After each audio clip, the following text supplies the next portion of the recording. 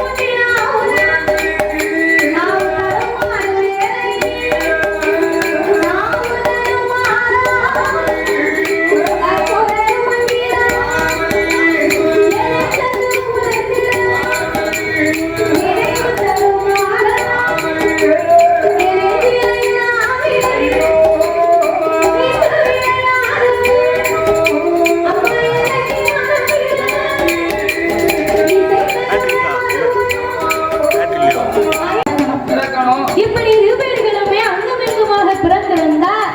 பார்வதியை கொண்டு வந்து இங்க போட சொல்லலாம். என்னை கொண்டு போய் ஆயிரவாடி வட்டணத்தை போட சொல்லி பெண் குழந்தைன்னு கம்சனாசி விட்டுருவாங்க. ஆயிரவாடி வட்டணத்திலே நான் கண்ணனாக இருந்து கம்சனை உடைப்பிடிக்கலாம் என்று தந்தையாகப்பட்ட பார்வதியை அழைத்து, அம்மா பார்வதி, உள்ளபடி இதான் விவரம். நீ ஆயிரவாடி வட்டணத்தே நாட்டாமை அன்று போனாருக்கும் அவர்களுக்கு நீ எப்படி விரத்து வந்து அந்த ஆயிரவாடி வட்டணத்தில் நாட்டாமை அன்று போனார் அவர் மனைவியோ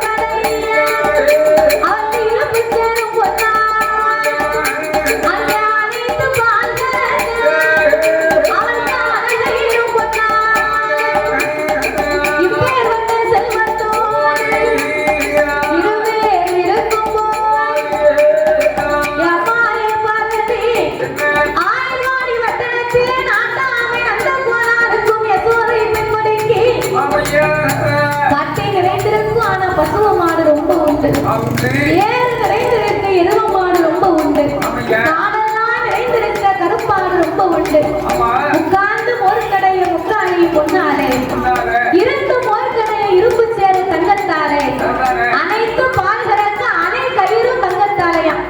அப்ப எவ்வளவு செல்வார்களுக்கும் எண்ணெய் ஊற்றி வைக்கக்கூடிய கிண்ணம் கூட தங்கத்தாலையா.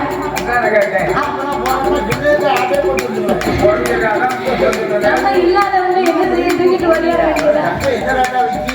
தங்கம் 7000 ரூபாய். அதனால இப்ப பிறக்கும் பிள்ளைக்கெல்லாம் தங்கம் தங்கம்னு தான் பேர் விடணும்.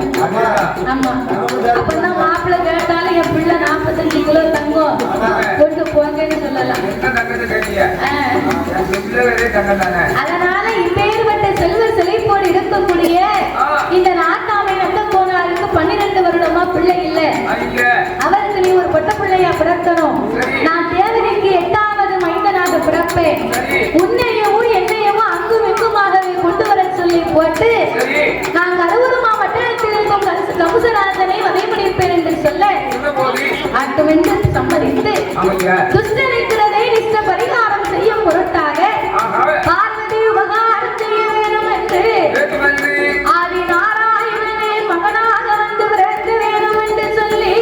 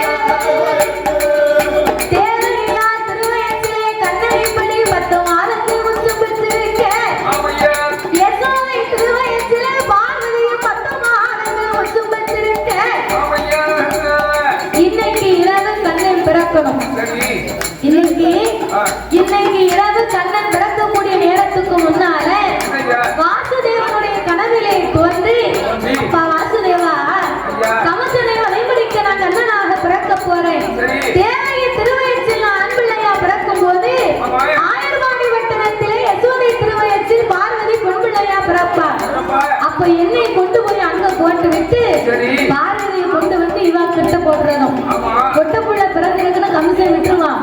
நான் ஆண் குழந்தையாக ஆயர்வாடியில் இருந்து கமிஷனாத்தனை வதைபடிப்பேன் என்று சொல்ல ஆட்டுவனை சம்மதிக்க வாசுதேவன் சொன்னபடியாக ஆட்டுவனை சம்மதித்த போது கண்ணவிழா அன்னைக்கு இரவு எப்படி அவதாரம் செய்கின்றார் தெரியுமா?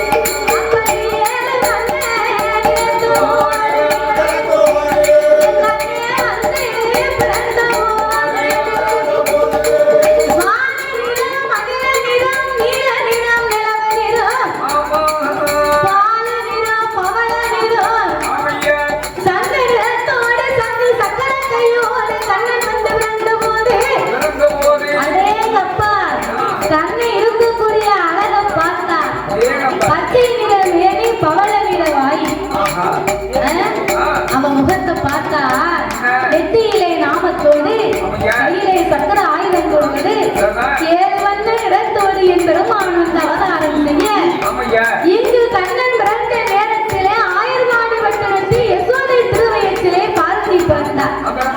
அப்ப பார்வதி பிறக்கும் போது இரவு நேரம் பாருங்க, கண்ணை பிறந்ததுக்கு அடுத்துதான் பார்வதி பிறந்தார். அப்ப இந்த கண்ணனை யாருக்கும் தெரியாம கண்ணனுடைய மகிமையினால் வாசுதேவன் தேவகி இந்த ஆண் குழந்தை எடுத்து ஒரு பெட்டியில வைத்துக் கொண்டு ஆயர்வாடி வட்டணத்திற்கு யமுனையாசான் நதிக்கரையை தாண்டி வரணும்னு வந்து கொண்டிருக்கிறார். யமுனா நதிக்கரையிலே மழை பெய்து வெள்ளம் பெருக்கெடுத்து வந்து கொண்டிருக்க நதியை தாண்டி போக முடியல. அப்ப இந்த கண்ணை பார்த்தார். அவர் பெட்டியில இருந்து காலை வெளியே தூக்கி போட்டார். கண்ணை கால் பட்ட உடனே வெள்ளமாகப்பட்டது பின்பெருகி முன்வத்தியது. அப்போ பின்பெருகி முன்னால வத்திய உடனே கண்ணை கால் பட்ட உடனே யமுனா என்று சொல்லக்கூடிய ஒரு பெண் வந்தார். அவருக்கு சாப விமோசனம் கொடுக்கத்தான் கண்ணை அப்படி ஒரு லீலையை செய்தார். அப்ப யமுனா என்ற பெண்ணுக்கு சாப விமோசனம் கொடுத்து அந்த யமுனா நதிக்கரையை தாண்டி ஆயர்வாடி வட்டணத்திலே இந்த பார்வதியை எடுத்து பெட்டியில வைத்து கண்ணனை யசோத பக்கத்துல போட்டார். பக்கத்துல இரவு நேரத்துல யாரும் இல்லை, இவ குழந்தை பெற்ற மயக்கம். அப்ப யாருக்கும் தெரியாம கண்ணனை கொண்டு வந்து யசோதை இடத்துல இருந்து தேவகி பக்கத்துல போட விடியற் காலமானது. விடியற் காலம் பார்த்தா தேவகிக்கு பொட்ட பிள்ளை, யசோதைக்கு ஆம்பளை பிள்ளை. அங்க ஆயர்வாடி பட்டணத்துல ரொம்ப கொண்டாட்டம். ஆமா, அப்போ பிள்ளையே இல்லாதவங்களுக்கு ஆம்பளை பிள்ளை பிறந்தா சும்மா இருப்பாங்களாயா? சந்தோஷம்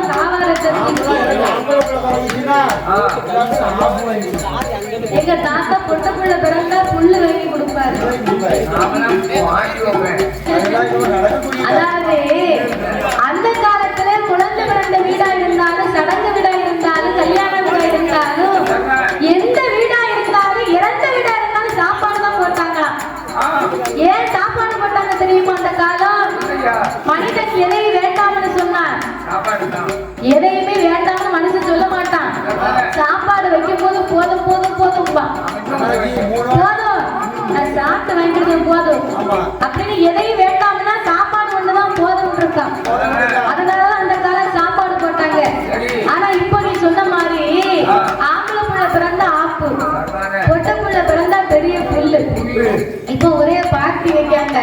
பிறகு அப்ப இந்த கண்ணபிரானை இப்படி ஆயிரவாடி வட்டத்திலே வந்து கை குழந்தையாகவே கண்ணபிரானை அவதாரம் செய்த போது இந்த வாசுதேவன் தேவகி வயத்திலே பார்வதி பிறந்தால பொட்ட பிள்ளைய கொண்டு போய் தாய் கிழவி கமிசன் கையில கொடுக்க கமிசராஜு வாழை உருவினான் பிள்ளைய தூக்கி ஆகாயத்துல போட்டு பிள்ளை இந்த வாள்ல வந்து விளட்டும்னு வாழை வீட்டுக்கு நிற்கான் இவ்வளவு கொடூரமானவன் பார்க்க அப்போ பார்வதியை கொல்ல முடியுமா ஐயா சக்தி பார்த்தா கமசராஜனை ஓங்கி மார்பிலே ஒரு எட்டு எட்டினான்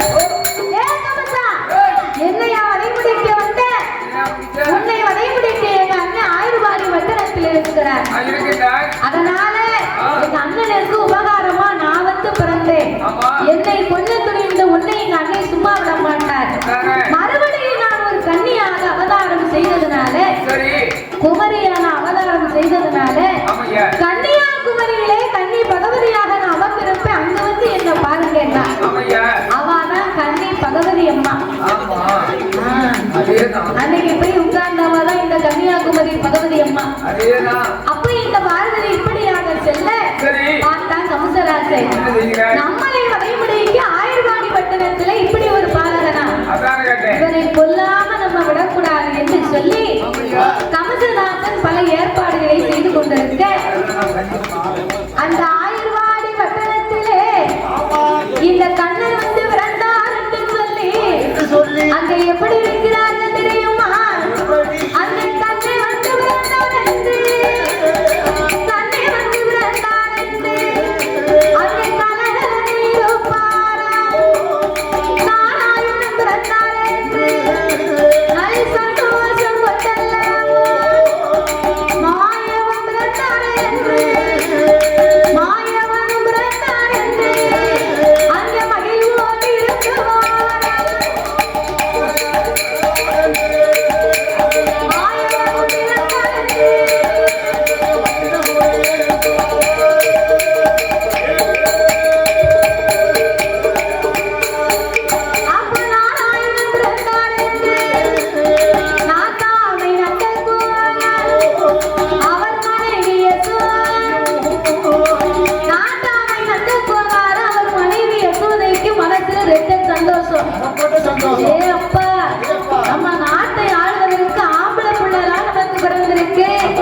அப்படின்னு ஆனந்த சந்தோஷப்பட்டு கொப்புல குடியெடுத்து குளிப்பாட்டி நீராட்டி சேனைகளையும் ஊட்டி என் மாயன் கண்ணனுக்கு அவர் தங்க மகன் வந்து பிறந்தார் என்று தான தர்மங்களை செய்ய வேண்டும் என்று எப்படி செய்து வருகிறார்கள் செல்லமாக பிறந்தார் என்று செல்லமாக பிறந்தார்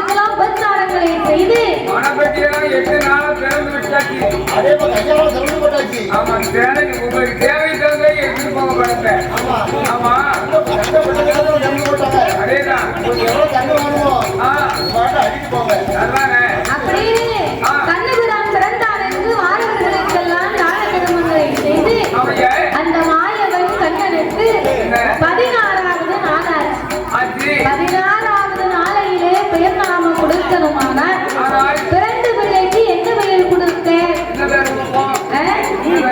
ஒரு நல்ல பேரை சொல்லு பார்ப்போம். நிறைய ஒரு பேரை சொல்லு தாத்தா. காத்த பிடிச்சு கொடுக்கணும். வாயில வர மாதிரி ஒரு பேரை சொல்லு தாத்தா. வாயில வர மாதிரி பேரை சொல்ல வாழைப்பழமா ஒரு பேசிய நாளைக்கு பிறப்பு அவளுக்கு கொடுப்போம்.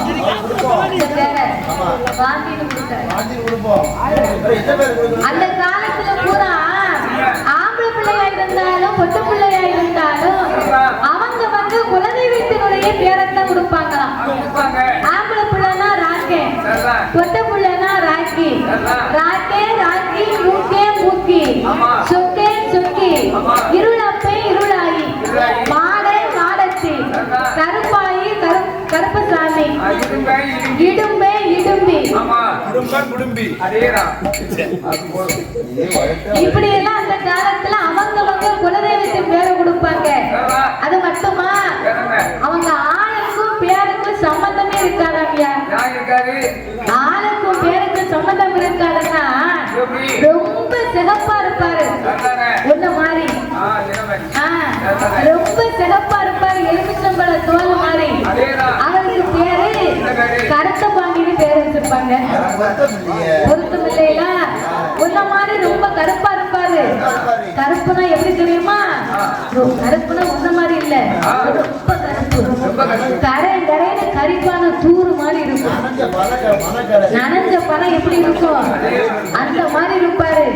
இங்க இல்ல எங்க ஊர்ல அண்ணாச்சி நனைஞ்ச பணம் கலர்ல இருப்பாரு. அவருக்கு பேரு வெள்ளச்சாமின்னு பேர் கொடுத்திருப்பாங்க.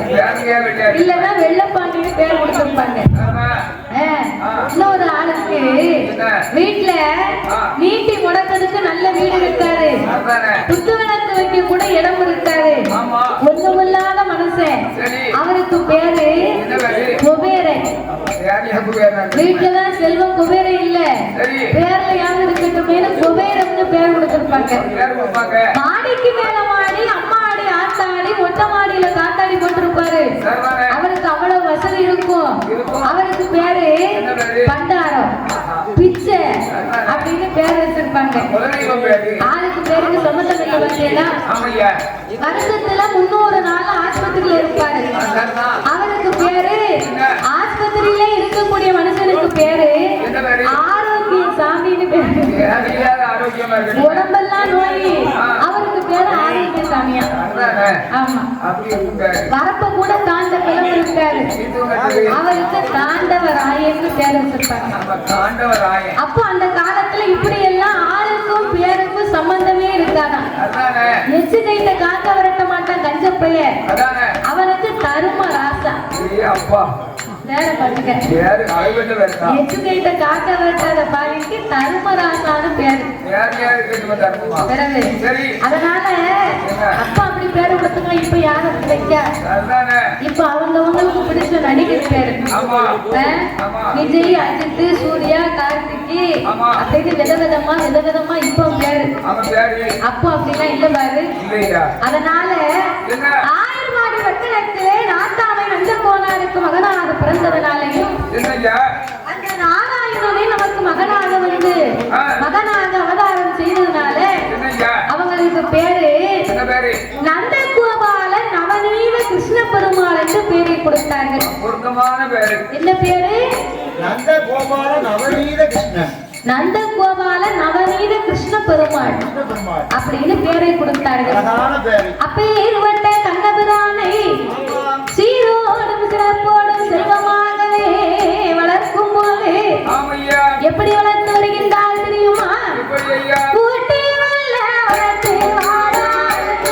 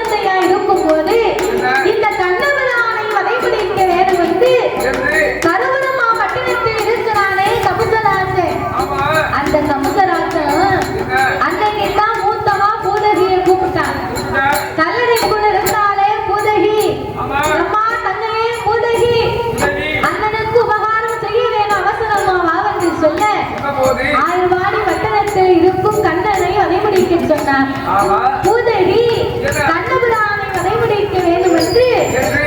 ஒரு சிறு குழந்தையை கொல்லணுமானா நம்ம பெத்த தாயாத்தான் போகணும் ஆமா. அப்படின்னு சரி. சாதாரண பெண்ணை மாறி வடிவம் எடுத்து எடுத்து. தன்னுடைய புத்திரன் 8 மாதத்திலே பிறந்து இறந்து ஆமா. 8 நாட்களான புத்திர சோகம் தாங்க முடியாத தாய் உள்ளம் கொண்டவனாக ஆமா. தன் வலது கொங்கையிலே நல்ல பாலும் இடது கொங்கையிலே நஞ்சு பாலும் வைத்துக் கொண்டு ஒன்று. ஆயர்வாடி வட்டத்திலே யசோத வீட்டுக்கு முன்னால நின்று கண்ணீரை வடிக்க ஆமா. யசோதைக்கு மனசு கேட்கல. கேட்காதுங்க. ஏனம்மா என்ன ஆச்சுன்னு கேட்க யாரு இருக்க? என் பிள்ளை 8 மாதத்திலே பிறந்து 8 நாள் ஆச்சு இறந்து ஐயோ. புத்திர சோகம் தாங்க முடியல என் உடம்பெல்லாம் வலிக்குமான்னா ஆமா. அப்படின்னு சொன்ன உடனே சரி. இதோ என் பிள்ளையும் உங்கள் பிள்ளை மாதிரிதான் ஆமா. அப்படின்னு கண்ணனை தூக்கி கையில் கொடுத்தான். ஆமா. இவள் அமிர்தத்தை கொடுப்பது போல சரி. பூதையை கொடுக்கும் போது ஆமாங்க. வலது கொங்கையிலே இருந்த நஞ்சு பாலை கண்ணபுரான் குடித்தார். ஆமாங்க. இடது கொங்கையிலே நஞ்சு பாலை குடிக்கிறது போல் குடித்து கடுவா வழியாக ஒழுக விட்டார். ஆஹா. ஊருக்கு அவ உயிரை வாங்கிட்டார். ஐயோ. அவள் செத்து மடிந்தா என்னாச்சு? ஏன் இப்ப இடையில ஆ. யூடியூப்ல வந்துச்சு எப்படி? இந்த பூதைக்கு அப்படியே மல்லாக்க படுத்திருப்பா. சொல்றாங்க. பல்லு பார்த்தா ஒரு பல்லு இப்படி நீட்டா இருக்கும். ஏப்பா. கண்ணபிரா பூனைக்குன்னா அது பொம்மை படத்துல போடுவாங்க யூடியூப்ல வந்து அந்த கதைய. ஆமா. ஆமா இவர் ஊரிலிருந்து அவன் உயிரை வாங்கின உடனே பாத்தீங்கன்னா என்ன என் மவன் செத்து விழுந்தால ஆயர்வாடி பட்டணமே சரியா இருக்கு. ஆயர்வாடி மக்கள் எல்லாம் வெட்டி வெட்டி வெட்டி அவளை குடிச்சாங்க. அவ சரீரம் தீரவே இல்லை. கண்ட கோடாலி 1000 பேர். கண்ட கோடாலி 1000 பேர். கண்ட கோடாலிகள் 1000 பேர். கத்திக்காரர்கள் 1000 பேர். ஏத்தம்புக்காரர்கள் 1000 பேர். அல்வக்காரர்கள் 1000 பேர். 1000 பேர்களால் 1000 பேர்களால் உலகில் எங்களுக்கு சமக்கார 1000 பேர்களால் உலகில் எங்களுக்கு சமக்கார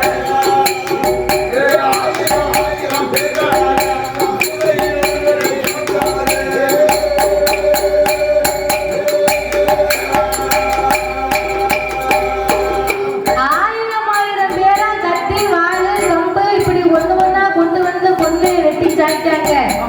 அவ சரீரம் தீரல. அப்பந்தான் கண்ணன் தன்னுடைய வலது கால் பெரு விரலால ஒரு எட்டு எட்டினார். அவன் உடம்பு மொத்தமும் ஒரு ஆறு உதிரமா ஓடியான். அப்ப ஒரு ஆறு உதிரமா ஓடும் போது இந்த உதிரமாகப்பட்டது பால் கடலுக்கு வரக்கூடாது, அதனால அது கெட்டதா ஆகி போகும் அப்படின்னு சொல்லி கண்ணபுரான் அந்த உதிரத்துக்கு சாபத்தை கொடுத்தார். ஒரு ஆறு ஓடும் உதிரமே நீ நட்டாத்தான் தண்ணியில நட்டாத்தான் கோரையா நீ உழைச்சு நிப்பேன்னு சாபம் கொடுத்தார். இன்னைக்கு ஆத்துக்குள்ள கோரணைக்கு பாருங்க, அது கண்ணை கொடுத்த சாபம். அப்ப இப்படி சாபத்தை கொடுக்க அந்த கண்ணனை வதைமுடிக்க கவசராஜன் மறுபடியும் சகடாசுரனை அனுப்பி வைத்தார். சகடாசுரனையும் தன்னை வதைமுடித்தார். கலிங்கன் என்ற நாகத்தை அனுப்பினார், அவரையும் தன்னை வதைமுடித்தார். இப்படி வரக்கூடியவர்கள் ஒவ்வொரு பேரையும் கண்ணபுரான் வதைமுடிக்க அந்த ஆயர்வாடி வட்டத்திலே இப்படியே நாம இருந்து கொண்டா கமசராஜனை வதைமுடிக்க முடியாது அப்படின்னு கண்ணபுரான் சிறு வயதிலே லீலைகளை செய்ய ஆரம்பித்தார். கண்ணனுடைய லீலைகளை சொல்லுவதற்கு வார்த்தையே கிடையாது. வார்த்தையே இல்லைன்னா ரொம்ப சேட்டை முடிச்சவர். இந்த கண்ணை என்ன செய்வார் தெரியுமா? ஆயர்வாடி வட்டத்தில் இருக்கக்கூடிய தாத்தாவும் பாட்டியும் ஆளிகை வாசலை விட்டு வெளியிலே படுத்திருப்பாங்க. காத்தோட்டமா படுத்திருக்கும் போது தாத்தாவுக்கு தாடி நல்ல பெரிய தாடி, ஆட்சிக்கு நல்ல முடி வாய்ப்பு. 2 பேருக்கும் முடிச்ச போட்டு லைட் அமர்த்திட்டு கல்லே கல்லே கல்லேன்னு அதையும் போடுவாரு. அப்போ 2 பேரும் எந்திக்கும் போது அங்கிட்டு போக முடியாம இங்கிட்டு போக முடியாம அப்போ ஏன் முடிவா என் தாடியை விடு, ஏன் முடிவா என் முடியை விடுன்னு 2 பேருக்கும் சண்டை வந்துடும். ஆனா கண்ணை போட்டு முடிச்சு கண்ணை அவுக்க வேற யாராலும் அவுக்க முடியாது. அப்போ தாத்தா வளர்ந்தாரு பாத்தியா, தாத்தா தாடியில பாட்டி பணம் மாதிரி தொங்குவா. அப்போ அது மட்டுமா, கோவில்களுடைய அரண்மனையில் இருக்கக்கூடிய வெண்ணெய் பானையை ஒரு பானை விட மாட்டார். அத்தனை வெள்ளையும் களவாடி திங்கணும்னு சொல்லி அவருடைய உருவத்தில் இருந்து தடிராமன், கொடிராமன், குட்டராமன், நெட்டராமன், கோதண்டராமன், பலராமனாக வடிவத்தை எடுத்து தனக்கு தோழர்களாக அமைத்துக் கொண்டு இந்த கோவில்கள் வீட்டில் இருக்கக்கூடிய உரிகளுக்கு வெள்ளையை களவாடி தின்னு கொண்டே இருந்தார். அப்ப இந்த கோவில்கள் பார்த்தார்கள், பல நாள் கல்வி ஒரு நாள் அகப்பட்டுத்தானே ஆகணும். இன்னைக்கு தூங்குவது மாதிரி நம்ம எல்லாரும் நடிப்போம். ஆனா இன்னைக்கு அந்த கல்லனை பிடிக்கணும்னு சொல்லி உரியில வெண்ணையை கட்டி விட்டு எல்லாரும் லைட்டை அமர்த்திட்டு உறங்குற மாதிரி நடித்தார்கள். கண்ணபுரான் வந்தார். கண்ணபுரான் வந்த உடனே தோழர்களை ஒவ்வொருவருக்கு மேல ஒவ்வொருவர், ஒருத்தருக்கு மேல ஒருத்தனா நின்று அதுக்கு அடுத்து அதுக்கு மேல குன்றாம முடியட்டும், அதுக்கு அடுத்து கொடியாம முடியட்டும். அரிசிக்க பிடிச்சிக்கிட்டு ராம மேல ஏறி ஒருவருக்கு மேல ஒருவர் தோளுக்கு மேல நின்று கொண்டு கண்ணபுரான் கடைசியாக ஏறி உரியில இருந்த வெண்ணையை களவாடி தின்றார். உரியில இருந்த வெண்ணையை களவாடி தின்னுட்டு பானையை கீழே போட்டு உடைச்சார். ஏன் உடைத்தார் தெரியுமா? கூட நிக்காங்க பாரு தோழர்கள். அவங்க சொன்னாங்க, என் கண்ணா, அந்த வெண்ணெய் எடுப்பதற்கு நாங்களும் தானே உனக்கு துணையா நின்னோம், உங்களுக்கு கொஞ்சம் வெண்ணெயை கொடுடா அப்படின்னு சொன்ன உடனே கண்ணபுரம் பானையை கீழே போட்டு உடைச்சிட்டாரு. கீழே போட்ட உடனே அவங்க அள்ளி திங்காங்க. அப்ப கோபியர்கள் ஓடி வந்தா கண்ணனை சக்கரை பிடித்தார். பிடிக்காதே கண்ணனை அப்படின்னு கல்லு உரல்ல கட்டி கண்ணனை கல்லு உரல்ல கட்டி வைத்து விட்டு நேரம் எங்க வராங்க? யசோதா அரண்மனைக்கு வந்தாங்க. யசோதா அரண்மனைக்கு வந்து கண்ணனை எங்கயம்மா, யசோதா கண்ணனை எங்கயம்மா,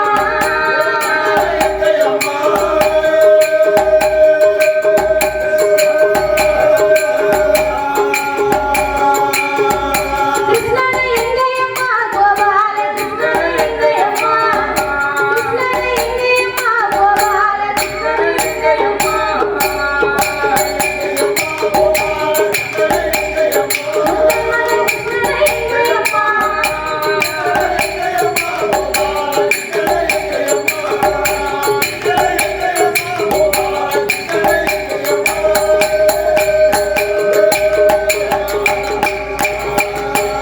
எதற்காக கிழித்து என் மகனை எதற்காக கிழித்து,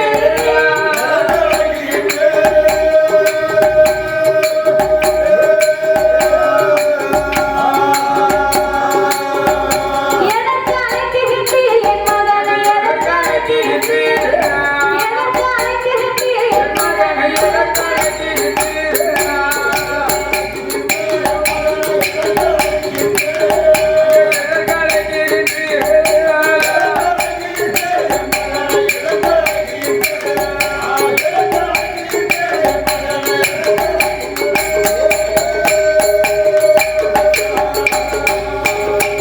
அம்மா ஏழருக்கு நல்ல மாளிகை தன்னிலே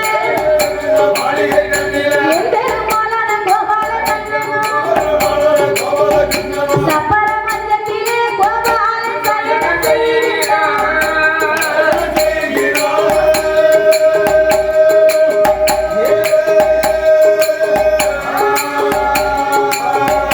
பந்தன வெட்டையிலே கோபாலன் படுத்துறங்குகிறான். பந்தன வெட்டையிலே கோபாலன்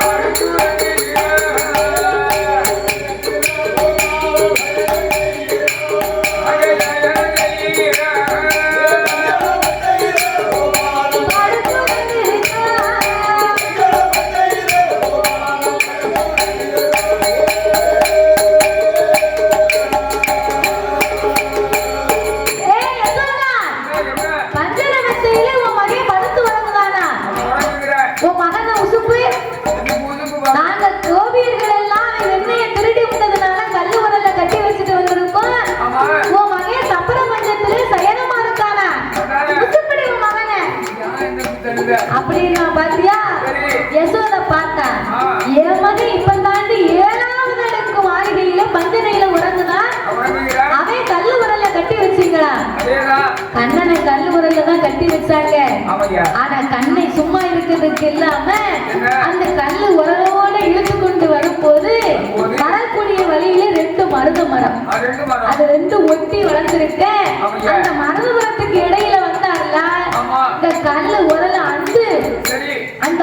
மரங்கள் இரண்டும் வெடித்து குபேரனுடைய திருமகன் லவகுகன் மணிகுகன் என்று 2 பேருக்கு சாப விமோசனத்தை கொடுக்க அப்படி வந்தார். அப்ப 2 பேருக்கு சாப விமோசனத்தை கொடுத்துட்டு கண்ணை நேர சபர்மதத்துல வைத்து உறங்கி கொண்டிருக்க இது யசோதைக்கு தெரியாது. கோபியர்கள் கூப்பிட்ட உடனே யசோதை 7வது அடுக்கு மாளிகைக்கு வந்தார்.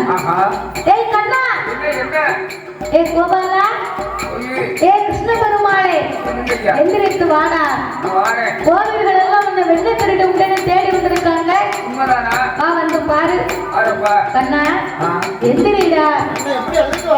ஏனம்மா, எனக்கு தூக்கமாய் வருகிறது. உறக்க வருதா? அவங்கள பதில் சொல்லிட்டு நீ உறங்குடா. கண்ணை எந்திரிச்சு வந்தார். ஏனம்மா என்னை அழைத்தீர்கள்? இவங்க வீட்டுக்கு நீ போனியாடா? நீ வெண்ணையை திருடி உண்ணியா? நான் சாப்பிடவே இல்லையே. நம்ம வீட்டுல இல்லாத வெண்ணையா அங்க இருக்கு அப்படின்னு கண்ணே கோபியர்களை பார்த்து சொன்னார். பொல்லாத கோபி வாரம்மா, இவர்கள் பொல்லாத கோபி வாரம்மா, உன்னிடம் இல்லாத வார்த்தைகளை சொல்லுறா சும்மா, இவ சொல்லுறா சும்மா. பொல்லாத கோபி வாரம்மா,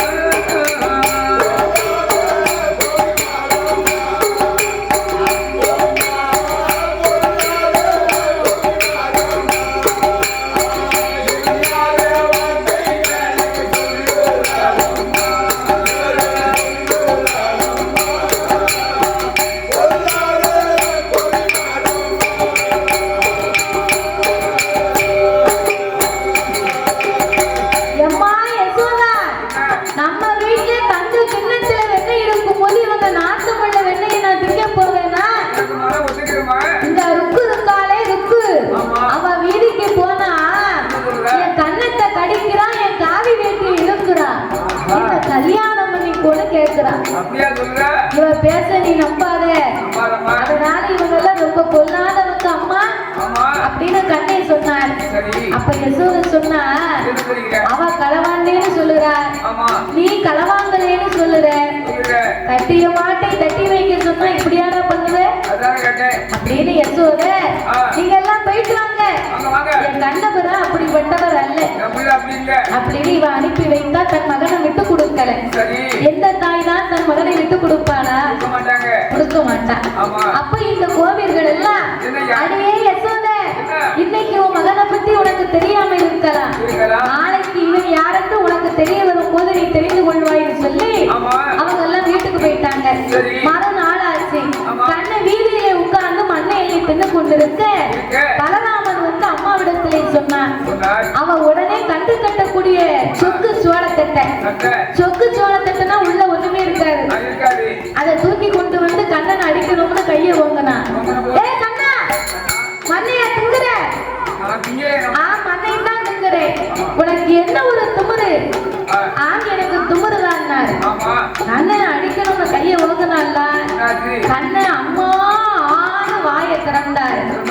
அவன் வாயை திறந்த உடனே ஈரேழு 14 உலகமும் அகிலம் பகிர் அண்டமும் அதிலே ஒரு ஆயர்வாடி பட்டணமும் ஆயர்வாடி பட்டணத்திலே ஒரு நாட்டாமை நந்தகோனாரும் அவர் வீட்டுக்கு முன்னாலே ஒரு கண்ணை அவர் தெருவிலே உட்கார்ந்து மண்ணை எள்ளி திங்க அங்கே ஒரு யசோதை கண்ணனை கையை ஒன்று அவர் ஆவென்று சொல்ல அந்த கண்ணன் வாயுக்குள் ஒரு உலகம், அந்த உலகத்திலே ஒரு ஆயர்வாடி, அந்த ஆயர்வாடியில ஒரு கண்ணை, அந்த கண்ணை வாயுக்குள்ள ஒரு உலகம்னு அத்தனையும் உள்ள தெரியும். நதிகள் ஓடுகின்றதோ அத்தனையுமே கண்ணனுடைய வாயை தோன்ற கண்டார். அப்போ வைகுண்ட லோகத்திலே நாராயணன் என்பெருமான் சயனமாக இருப்பதையும் யசோதை கண்டாள். கண்ட உடனே மயங்கி கீழே விழுந்து விட்டார். சிறிது நேரமாச்சு எழுத்தறிந்தார். நாராயணா, எனக்கு மகனாக அவதரித்த காரணத்தை சொல்ல வேண்டும் என்று கையெடுத்து வணங்கினார். அம்மா யசோதா, கருவுருமா பட்டணத்தை ஆளும் கம்சனை வதைமுடிக்க நான் எடுத்தேன் கண்ணன் அவதாரம். உன் திருவயிற் சிலை விறக்கவில்லையானால் என்னை வளர்த்த நீ, உனக்கும் நான் மகன்தான், எனக்கு நீ தாய்தான். உன் குலத்தை நான் ஆடையடி ஆடையாக வளர வைத்து உங்கள் குலத்திற்கு நான் குலதெய்வமாக உங்க ஆடு மாடுகளை பெருக செய்து உங்களை நான் வாழ வைப்பேன் வாக்கு கொடுக்க. அப்ப கண்ணபுரா நம்ம இப்படியே இருந்தா கம்சனை வதைமுடிக்க முடியாது என்று இப்படியாகவே தன்னுடைய ஆயர்வாடி பட்டணத்திலே பல லீலைகளை செய்ய ஆரம்பித்தார். கோபியர்கள் எல்லாம் குளிக்க போனாங்கன்னா இந்த கண்ணை பின்னால போய் அவங்க ஆடைகளை எல்லாம் எடுத்து வன்னிமரத்துல போய் உட்கார்ந்துக்கிடுவார். அப்போ ஏன் கோபியர்களே, உங்க உடைகளை நான் தரமமான அவங்கவங்க கணவனுடைய பேரை சொல்லுங்க. அந்த காலத்துல கணவனுடைய பேரை சொல்ல மாட்டாங்க வாயால. அவரை சொல்ல வைக்கணும்னு கண்ணை இந்த ஆடை எடுத்து வன்னிமரத்துல போய் உட்காருவாராம். உங்க கணவன் பேரை சொன்னாதான் உங்க உடையை நான் இப்ப தருதேன் பாரு. சொல்ல மாட்டேங்க, சொல்லத்தான் கொடுக்க முடியும். சொல்ல முடியாது. புடவே கொடுப்பா. கணவன் பேரை சொல்லணும்னா உங்களுடைய குயில் கிடையாது, உங்களுக்கு குயில் ஆடை கிடையாது. கண்ணா, இந்த ஒரு முறை நீ தந்துருப்பா. நீ ஒரு வாட்டி சொல்லு, பேரை சொல்லு. அப்படியா? ஆமா. அப்போ ஒரு கணவன் பேரை சொல்லிட்டு தான் மாதிரி துணியை வாங்கிட்டு போவாங்க. அந்த அளவுக்கு கண்ணபுரான் இப்படி லீலைகளை செய்ய கருவூரமா வட்டினத்திலே கமுசராஜன் பார்த்தார். இந்த கண்ணனை வதைமுடிக்கணுமான நம்ம சும்மா விடக்கூடாது. அதனால இன்னையில இருந்த ஆயர்வாடி மக்கள் எல்லாம் வெண்ணெய், தயிர், மோர் இதையெல்லாம் வெளியே கொண்டு போய் விற்க போக கூடாது. என்னுடைய அரண்மனைக்கு எல்லோரும் வர வேண்டும் என்று சொல்ல, அப்ப எல்லோரும் வரும்போது கண்ணனும் வருவார், அவரை வதைமுடிக்கலாம் என்று மாளிகை வாசலிலே ஒரு ஆணையை நிறுத்தி அதன் கையிலே கருங்காலி உலக்கையை கொடுத்து நாமம் போட்டுக் கொண்டு யார் வந்தாலும் அவரை ஓட ஓட விரட்டுன்னு சொன்னான். கண்ணபுரான் இதை அறிந்து கொண்டு ஆதிமூல கணபதியை அபாயம் என்று சொல்ல மருமக புள்ள தாய்மாமனுக்கு உதவணும்னு சொல்லி அவர் அங்கே காத்து கொண்டிருக்க கண்ணபுரான் ஆயர்வாடி பட்டணத்தை விட்டு கருவூரமா பட்டணம் வந்தார். ஆணையாகப்பட்டது தஞ்ச கமசனை ஓட ஓட விரட்டியது. அரியா ஆசனத்திலே இருந்த அந்த கமசராஜனை அந்த கமசனை காவலை முடிக்க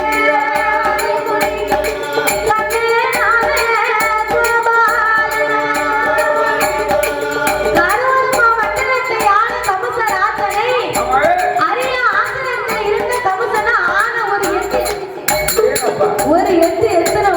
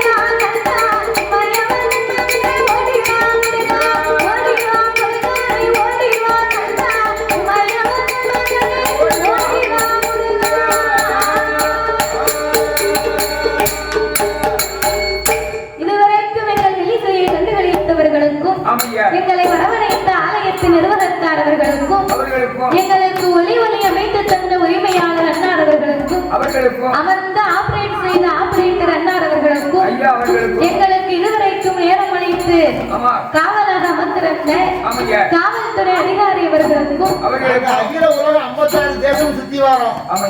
இப்பேற்பட்ட ஒலிபெருக்கிய இதுவரைக்கும் பார்த்து கிடையாது. இது வந்து எந்த குறையும் கிடையாது.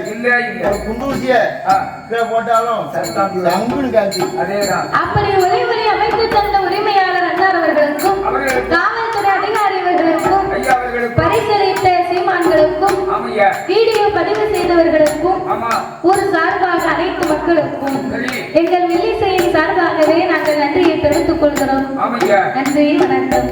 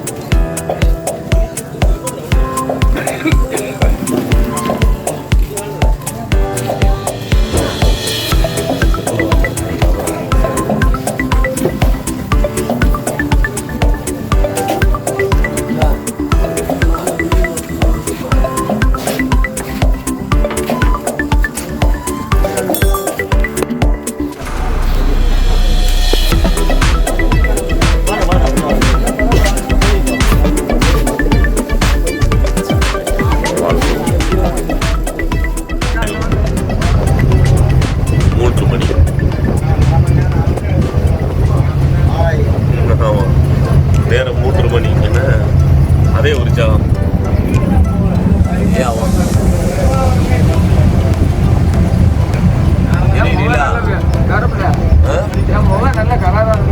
ஆளு எம்ஜிஆர் மாதிரி அதானே ஆளு ரொம்ப கலர் ஆயிட்டியா?